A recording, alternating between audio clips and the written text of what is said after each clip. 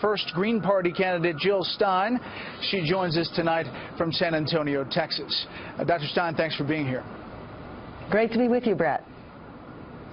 Your thoughts on this race, how it's shaping up, and what you're trying to do with your campaign? Well, I think the American people have made it very clear what they think of this race, which is that it's not about them. This is a mockery of our democracy. These are the most disliked and untrusted candidates in our history. Even their own supporters, according to polls, don't really support them. They just really dislike the other major party candidate. And the American people are screaming for more voices and more choices. There are 4 candidates that are on the ballot in America. We not only have a right to vote, we have a right to know who we can vote for. And I encourage people to go to my social media site, Dr. Jill Stein, that's Dr. Jill Stein, and join us for a real open debate. We will be crashing the party and actually answering the questions that Donald and Hillary refuse to answer so that they can keep talking about who's the greater crook. Dr. Stein, I know you've been following this email investigation. I know you've weighed in on it a bunch. I follow you on Twitter. One of the tweets was on Friday. You said the DNC had already selected Clinton before the primary began. Every vote for Clinton is a rubber stamp for elitist corruption. Are you seeing things in these WikiLeaks emails that are problematic for you? And tell us your feelings. Well, I think, you know, the WikiLeaks emails confirm what we have seen previously.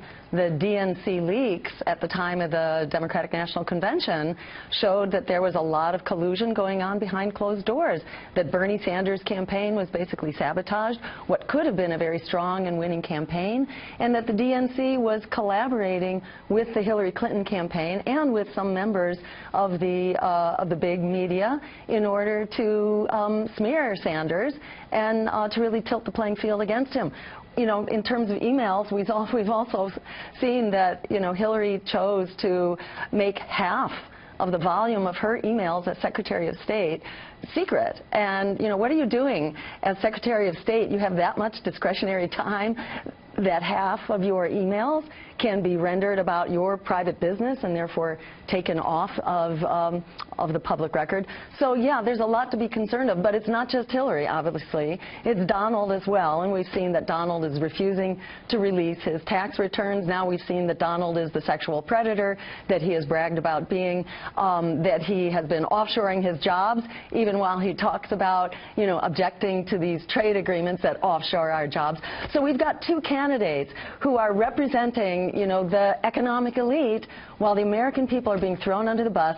I'm the only candidate in this race that is not poisoned by big lobbyist money, big corporate money, and a super PAC. So I'm actually standing up for what the American people need and deserve: an emergency jobs program to solve the emergency of climate change, bailing out a generation of young people locked in debt like we did for the crooks on Wall Street, free public higher education, etc. This is what we need, and it is within our reach. Yeah, first of all, obviously Hillary Clinton says she has been transparent, and that's obviously for people to look at and analyze on their own, and Donald Trump has denied these allegations. You, last time you were with us on Center Seat, said that you were disappointed that climate change and the environment hasn't come up in debates. Someone who I imagine that you line up with on this issue is former Vice President Al Gore, who was campaigning with Hillary Clinton in Florida. Take a listen. Your vote really, really, really counts a lot. You can consider me as an exhibit A of that truth. Elections have consequences. Your vote counts. Your vote has consequences. So he went on to say that votes for Ralph Nader in Florida cost him the election in 2000. Your thoughts on that and how he lines up with you? Well, we're in a different place than 2000, but let's just say in 2000, the real votes were the votes that Al Gore could not win for himself, which actually defected over to the Republican Party and to George Bush's campaign. Ralph Nader's votes were a tiny fraction of that, and if you were going to blame Nader, you could blame every independent political party, each of which got more than the margin of difference. So the solution to a democracy on life support is not less democracy. To establishment independent state parties, you know, that are okay, and we can't have any political opposition. That is two-party tyranny. That's not what democracy looks like. In this race, we actually have 4 choices, and the American people are actually screaming for those choices. And 76% of Americans are saying we need an open debate. They want to know who the other candidates are.